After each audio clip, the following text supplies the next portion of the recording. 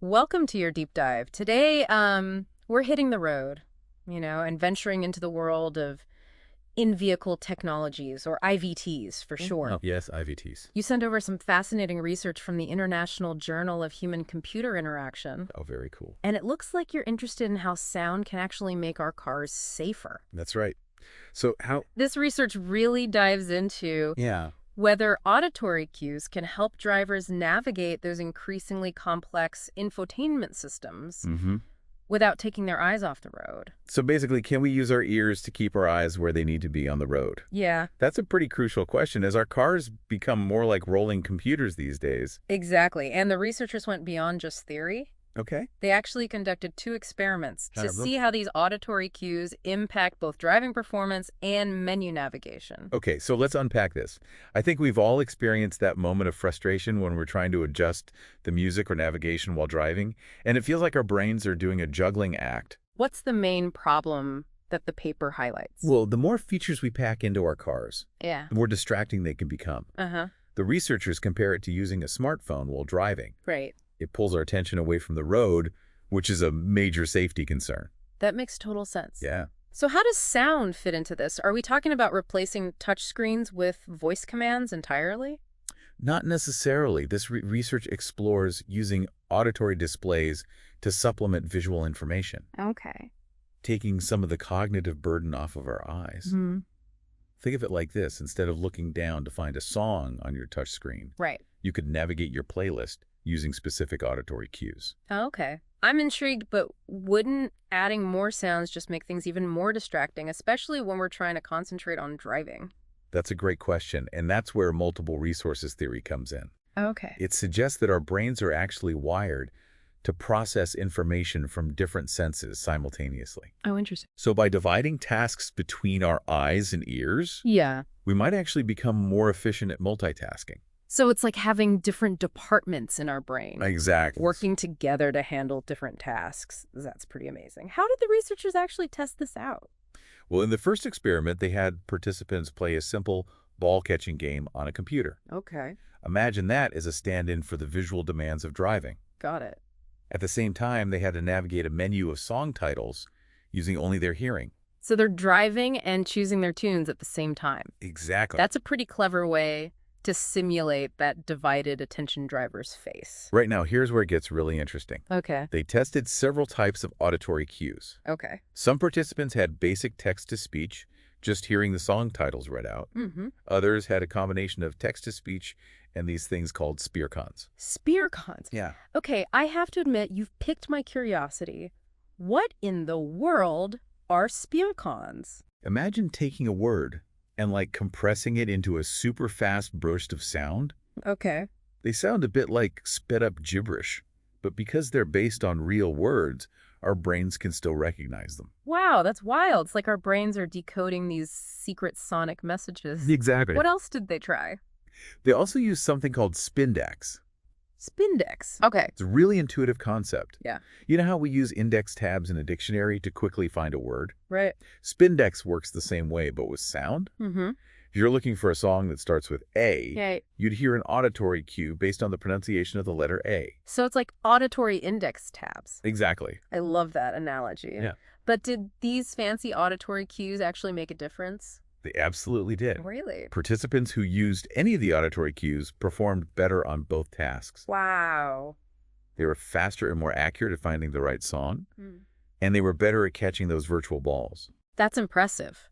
But I wonder, could this multitasking benefit apply to other tasks beyond driving, like navigating a smartphone while walking? That's an interesting thought, Yeah. and it speaks to the potential applications of this research Mm-hmm. beyond the car. But before we jump too far ahead, let's talk about this second experiment, because they took things out of the lab and into a much more realistic setting. This is where it gets real. Right. Did they actually put people behind the wheel?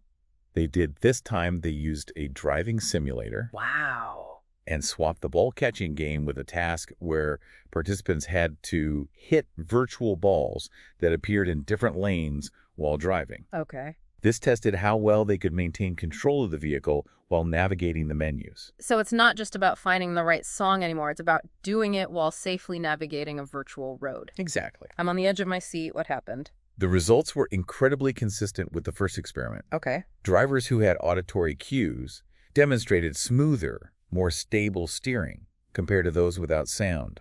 And again, they found those target song titles faster and more efficiently. So it seems like adding the right kind of sound actually makes a difference in a simulated driving environment. Yes, That's a huge step towards making IVTs safer. exactly. But it's not just about adding any sound. Right. It's about adding the right kind of sound, Right. designed in a way that complements our natural abilities. Meaning, are some sounds better than others? While even simple text-to-speech showed some benefits, Mm-hmm. those enhanced auditory cues like spear cons and spindex really stood out. Okay. They were particularly good at reducing distractions and improving driving performance in the simulator. So instead of just hearing a list of options, these cues actually guide you through the process, almost like a friendly co-pilot in your ear. Precisely. And here's something that might surprise you. Okay. Participants had a clear favorite among the auditory cues. I'm guessing it was the Spindex with those handy auditory index tabs? You got it. I knew it. Even the performance across different auditory cues was similar. People consistently preferred Spindex, and that leads us to a fascinating point about user experience. I'm all ears. What's so special about Spindex? This is where the research goes beyond just functionality and delves into the why. Okay. The preference for Spindex shows that it's not enough for a technology to just work. Yeah. It has to feel good to use. So it's not just about bombarding drivers with more sounds, right? But about crafting an auditory experience that feels intuitive and enjoyable. I like that. Exactly, and the researchers found that Spindex taps into something quite fundamental. You know, the way our brains already organize information alphabetically. Yeah. We're so used to using this system visually, but translating it to sound creates this mental shortcut that makes navigation feel almost effortless. It's like they've hacked our brain's natural filing system. No wonder people loved it. What about other applications beyond music menus? Could Spindex be used for things like navigating contacts or even a whole website? That's a question the researchers raise as well. Yeah. Imagine quickly scrolling through a long contact list, using auditory cues, or even browsing an online store without looking at a screen. The possibilities are pretty exciting. It's like they've opened up a whole new dimension for interacting with technology, and as voice assistants become even more prevalent in our lives, I think this kind of intuitive auditory design will be crucial. Absolutely. It's no longer just about speaking commands. It's about creating a rich auditory landscape that helps us navigate the digital world more efficiently and enjoyably.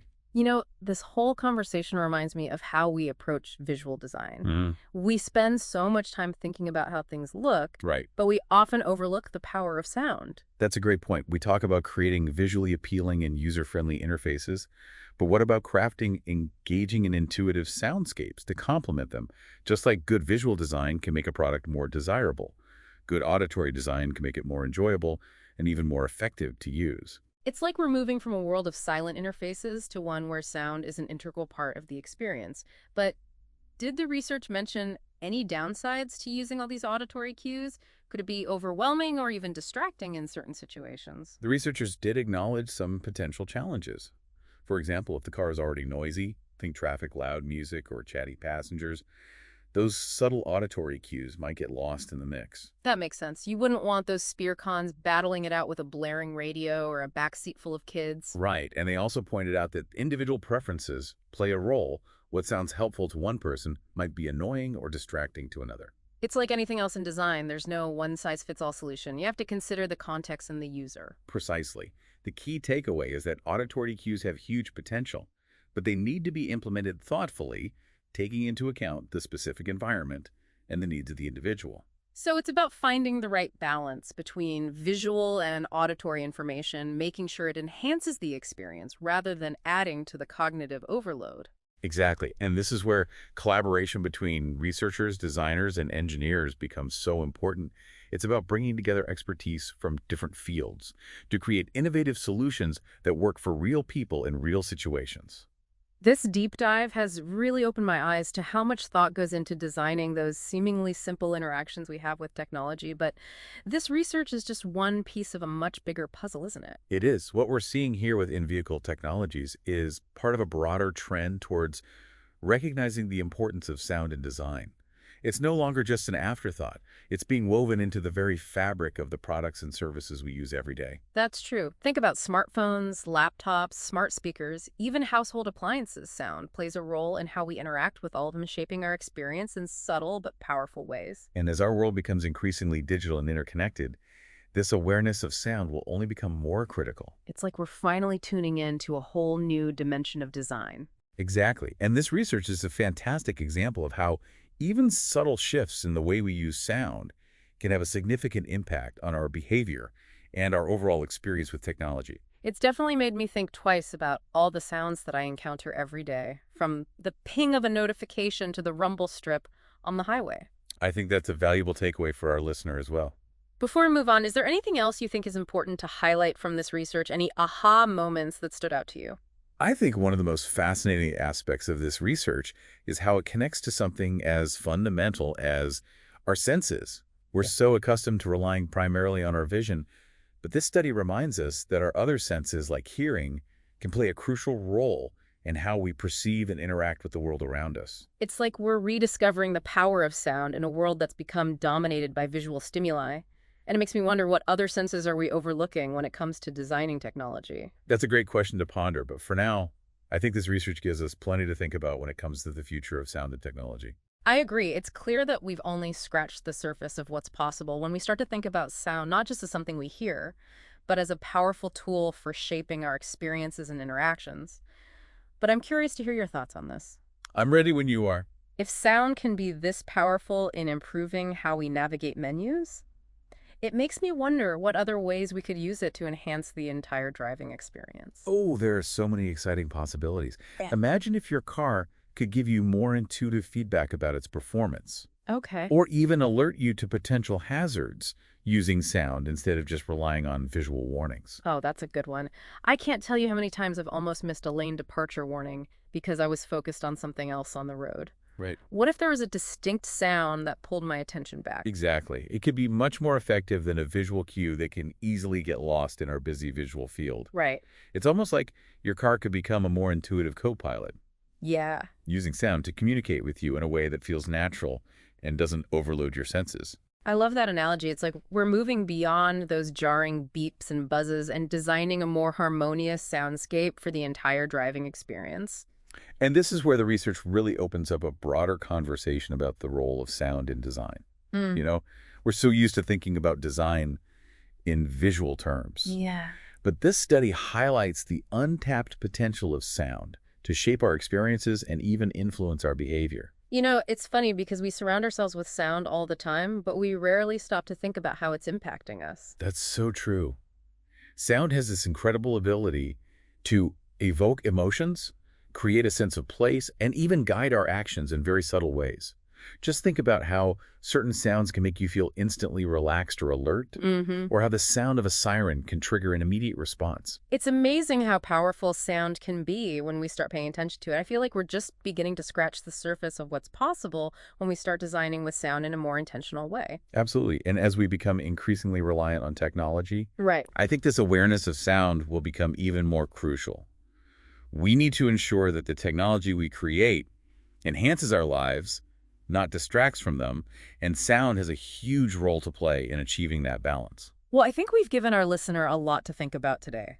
This deep dive has definitely expanded my understanding of how sound can be used to make our interactions with technology, and especially our cars, safer and more enjoyable. It's always fascinating to explore these seemingly simple aspects of our daily lives and uncover the complex science and design principles at play. Yeah. It's a great reminder that there's always more to learn and explore, even in the most familiar of things. Who knows, maybe this deep dive will inspire the next generation of sound designers to create in-vehicle experiences that are not only safe and efficient, but also a delight to the ears. I hope so. Thanks for joining us on this deep dive.